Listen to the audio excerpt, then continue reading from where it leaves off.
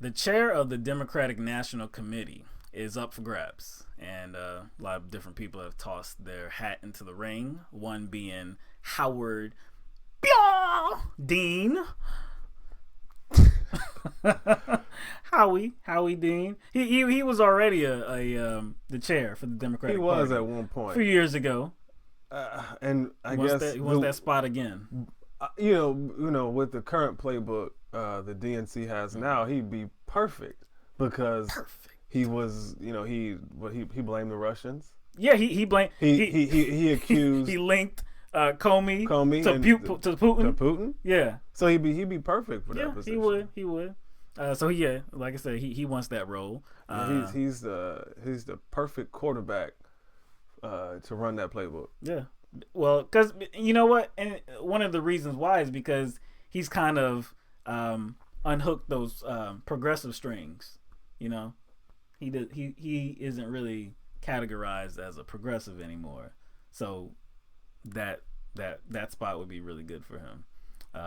Another individual that's campaigning for the job too is Keith Ellison, the representative from Minnesota. So Ellison is one of the few representatives that actually supported Bernie Sanders for president. Mm-hmm.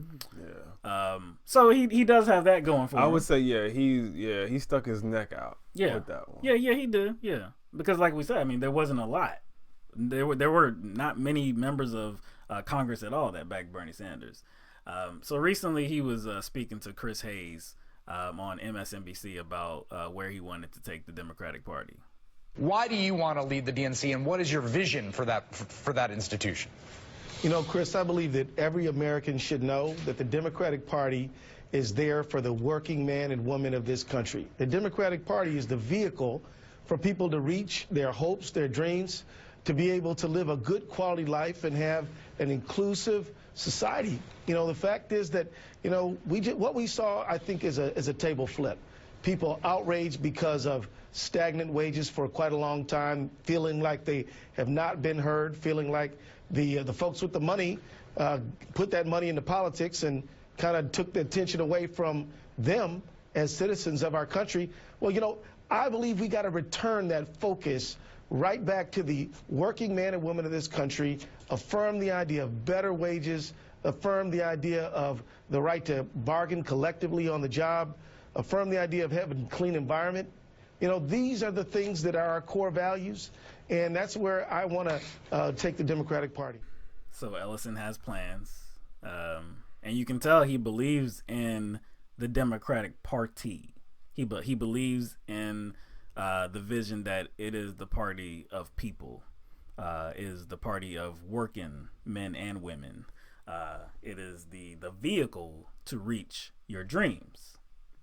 Now, I don't, you know, I don't want to be like a progressive purist, you know, because I do think there's a difference between someone who is, you know,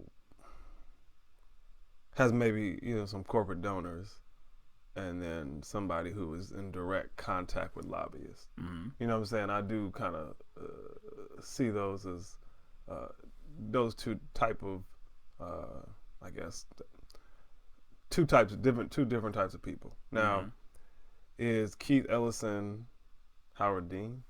No, I don't think so.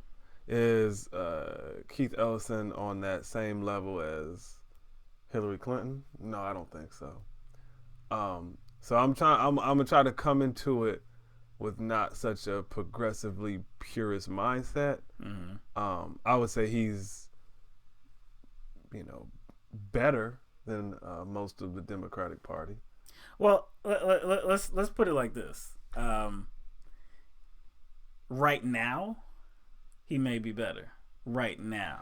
But what's going to happen when he gets, you know? Yes, exactly. Becomes the head. When of he DNC, gets his foot into the door. You know.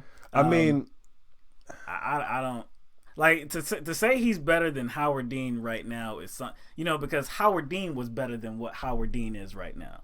You know, and I believe that Ellison has had meetings with, George Soros, who is a top Democratic donor, who is on the establishment side, of course. So for me, it doesn't look good. So basically what you're saying is it doesn't matter what face they put in that position. It's what's the playbook? Exactly. If that playbook remains unchanged, then it doesn't. I mean, because we saw Debbie Wasserman Schultz, right? And we saw how awful she was and how one-sided she was, when it came to the Democratic Party, primaries.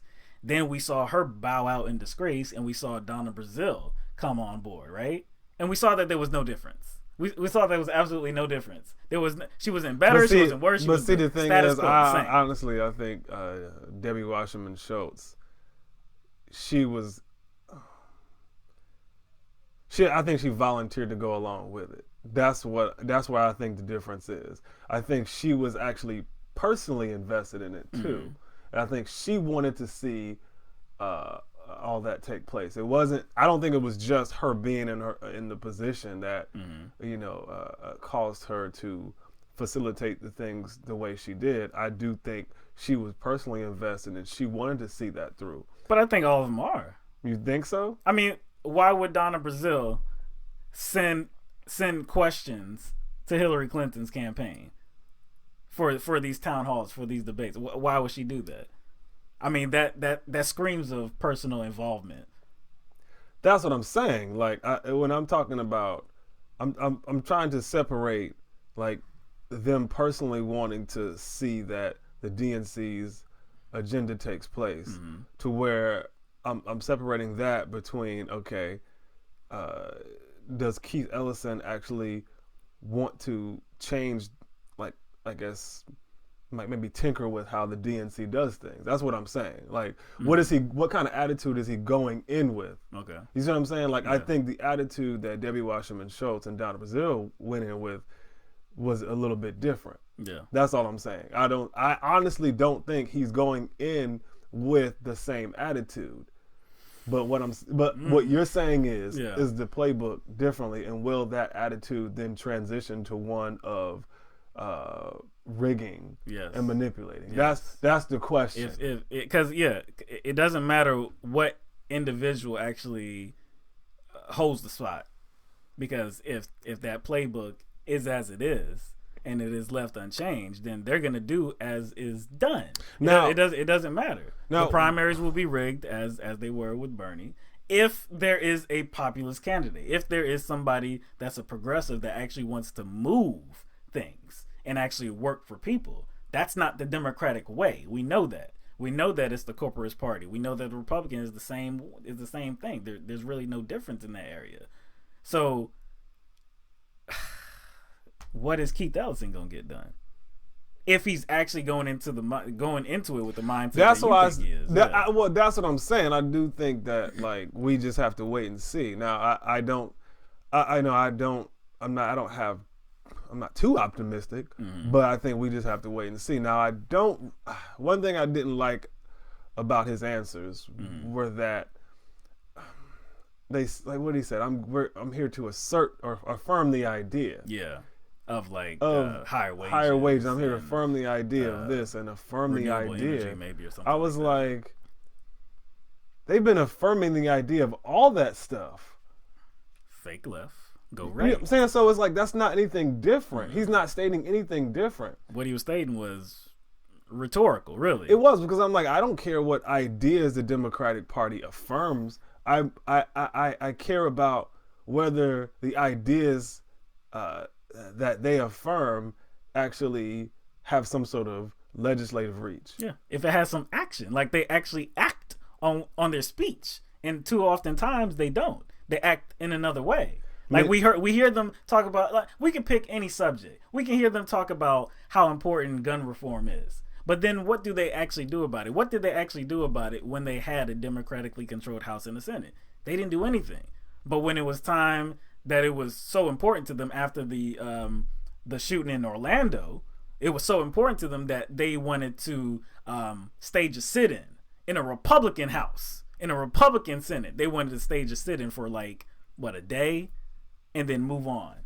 Like it's all theatrics. All they are is rhetoric. I can't go to my, I can't go to, I guess, my boss, or anybody can't go. I can't go to my boss and be like, yo, these workers, they deserve $12 minimum wage. And I said, hey, the Democratic Party has affirmed it. They affirmed the idea of minimum wage. Why don't you give them their minimum wage? You know what I'm saying? That means nothing.